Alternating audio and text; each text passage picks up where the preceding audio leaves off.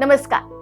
कला और संस्कृति का अद्भुत ज्ञान लिए मैं अपने पिटारे को लेकर आप सभी के सामने एक बार वापस से उपस्थित हो गई हूँ आपके फेवरेट शो कैनवस क्लिक में। सबसे ज्यादा इंटरेस्टिंग ये लगता है कि रामायण और महाभारत में बहुत सारे ऐसे किस्से हैं जिनको हमने इतना डिटेल में नहीं देखा। हमें पता था कि कुंभकर्ण, रावण और विभीषण ने साथ में भगवान ब्रह्मा से कुछ वरदान मांगा था, लेकिन उसके पीछे भी कहानी है और हर कहानी का कोई ना कोई मतलब होता है और कहीं ना कहीं वो हमारी लाइफ में एक लेसन देने के लिए भी होता है। लेकिन अब क्योंकि हम लोग अपने बिजी लाइफ में हो चुके हैं और पूरे टाइम हमें करियर, पैसा, इस पर फोकस करना होता है, तो हम कैसे इस रामायण और महाभारत के ज्ञान को समझ पाए?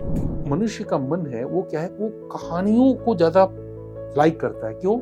क्योंकि हमारा जो बोध है, मनुष्य का जो बोध है किसी भी चीज को समझने का, उसको एक बिगिनिंग पॉइंट चाहिए और एक एंड चाहिए, तब उसको ठीक से समझ में आता है। जैसे कलाओं में भी अगर अमूर्त कला की बात करें तो उसकी कोई बिगिनिंग और एंड होती नहीं है।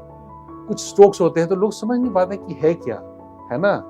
कोई भी चीज, जैसे मान लीजिए कि आपके बारे में कि आप किसी को नहीं पता कि आप जर्नलिस्ट हैं या आप क्या जानते हैं, आपका 5 मिनट अगर कोई बात करे तो आपको समझ नहीं पाएगा कि आपका क्या बैकग्राउंड है। जब भी हम संदर्भ से काट लेते हैं किसी को तो उसको समझना मुश्किल होता है। इसीलिए हमारे यहाँ कहानियों को बहुत तरजीह दी गई है। सारे विश्व में साहित्य लिखे गए, शास्त्र लिखे गए, वेद जो है वो सूत्र है, नियम है, उपनिषद उसकी थोड़ी व्याख्या है, लेकिन पुराण जो है वो कहानी के माध्यम से उन्हीं सिद्धांतों को समझाया गया है। पूरा जो आप जो पंचतंत्र की जो कहानी है वो क्या है, सारी वही है। गुड़ से गुड़ जो चीजें उनको कहानी एक ऐसा माध्यम है जिससे हम कनेक्ट करते हैं। और गुड़ जो बातें जो रामायण और महाभारत क्या है, कहानियां हैं। लेकिन कहानियां का मतलब क्या है कि वो क्या रियलिटी नहीं है, वो रियलिटी है ना।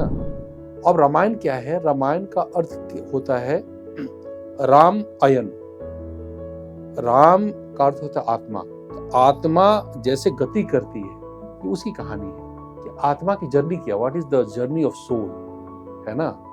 तो हम जब पैदा होते हैं तो एक पशु की तरह होते हैं, 2 हाथ और 2 पैर, लेकिन पशु रूप में ही हम पैदा होते हैं। तो वो चेतना की निम्नतम स्थिति होती है। हम अपने ज्ञान से धीरे धीरे उस स्थिति की तरफ जाते हैं। तो आत्मा परमात्मा की तरफ कैसे गति करता है, इसकी कहानी है रामायण, है ना। रामायण सिर्फ राम दशरथ की कहानी नहीं है। चेतना का कैसे विकास हो, ज्ञान का कैसे विकास हो, जो हमारे अंदर विकार है, विकृतियां हैं, उसको कैसे हम दूर करें और जीवन में हम कैसे पुरुषोत्तम बन जाए, कैसे हम बेहतर इंसान बन जाए। राम को आप देख रहे हैं कि तमाम विषम स्थितियां हैं। उनकी जो माता है, जो सौतेली माता है, वो अलग अलग तरह की चीजें करती हैं। और एक राजा इतने सर्वगुण संपन्न, है ना, सीता एक राजा की पुत्री, जनक की पुत्री, लेकिन आप देखो कि 14 साल तक वो भटकते हैं। तो ये क्या स्थापना है? ये बताता है कि तुम कितनी भी अच्छी हो, जीवन कभी भी आपको विषम स्थिति में ला सकता है।